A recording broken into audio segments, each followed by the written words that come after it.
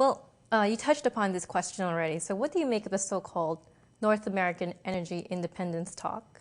Well, energy independence, of course, came about as a reaction to the two OPEC oil shocks and the fact that North America didn't want to be hostage to hostile powers for a supply of a vital fuel. And we have now become energy independent. But what we found is that energy independence doesn't mean cheaper fuel. So does it really matter whether the oil is coming from the Bakken, whether it's coming from the oil sands, or whether it's coming from the Middle East, if it costs $100 a barrel? Because I think the problem confronting our economies right now is not the origin of oil, it's the cost of oil. And energy security, we haven't been hostage to an oil shock for over 30 years. I mean, no one's closed the spigot. The spigot's wide open. We're consuming almost 90 million barrels a day. The problem is that the kind of prices that we need to feed the spigot from places like the Bakken, deep water, and oil sands translates into the same prices that's very difficult for our economies to grow with. It's interesting. But so on to your next book, to your other book, The End of Growth.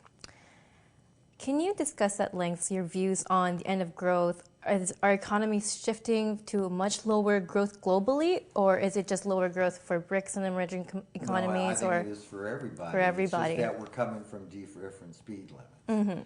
And my point is, in the early 1970s, after the first OPEC oil shock, President Nixon passed the Emergency Energy Conservation Act, where he lowered the highway speed limit on interstate highways. But when you go from like $20 a barrel, like we were circa 2002, to Brent today of $110 a barrel, you don't just change the speed at which you drive your car.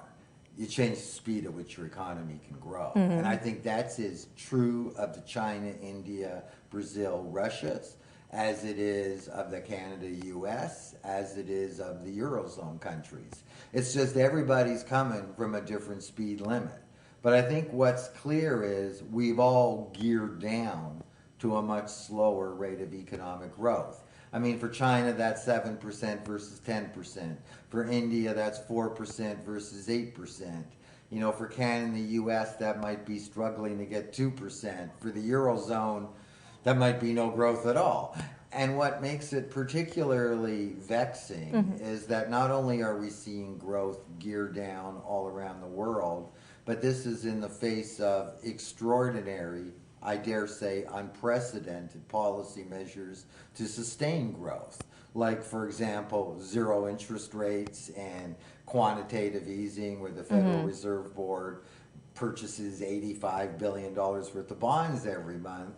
Even with the monetary accelerator floored, we're barely hitting 2%. And I think what we're finding is that the longer we rely on extraordinary policies, the less extraordinary those policies become.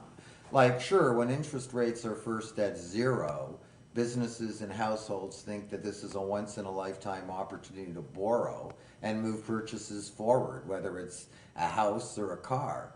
But as weeks turns to months, and months turn to quarters, and quarters turn to years, all of a sudden we accept these interest rates as normal, and they lose their ability to stimulate demand. They become part of the norm, and hence they lose their potency. So I'm just pointing out that even despite these extraordinary measures, anywhere you look, you're seeing growth slow down. Now, that's not a message that politicians or their economic managers can say, because that's not a message we want to hear. But they've already said it in code. Like when Bernanke says he won't tighten policy until we get to a 6.5% unemployment rate, or Carney now at the Bank of England saying until the UK gets to the 7% unemployment rate. Well, turn the clock back 3 to 4 years ago, if Bernanke or Carney or any other central banker would say they were going to tighten at a 6.5%, 7% unemployment rate, they'd have been shocked. Okay, and that just shows you how the goalposts have moved. But that's their way of saying in code, sorry folks, those unemployment rates that we saw in the past, they're not obtainable anymore. And 6.5, 7's the best we're going to do. And it's debatable whether we'll even see those rates, because most of the improvement, for example, in the U.S. jobless rate is because the youth labor force is dropping out of the labor market. And that's a finite strategy in terms of lowering the unemployment rate. Seems like they're running out of tools to reverse this. Do you think there's anything that can be done to reverse this lower growth?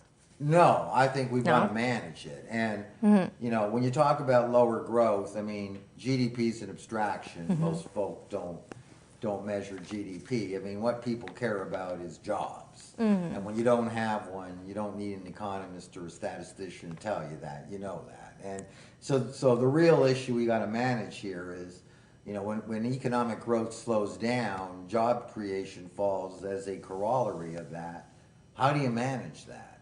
And, I think what we're seeing right now is that the way we're managing it is the youth labor force is just dropping out of the labor market. Like if you look at the youth unemployment rates, 15 to 24, and I'm not talking the Spains and Greece where it's 50%. I'm talking Ontario. Even here, yes. Yeah, I feel that. It's 17, 18%. And you know what? We're not in a recession. This isn't a cyclical blip.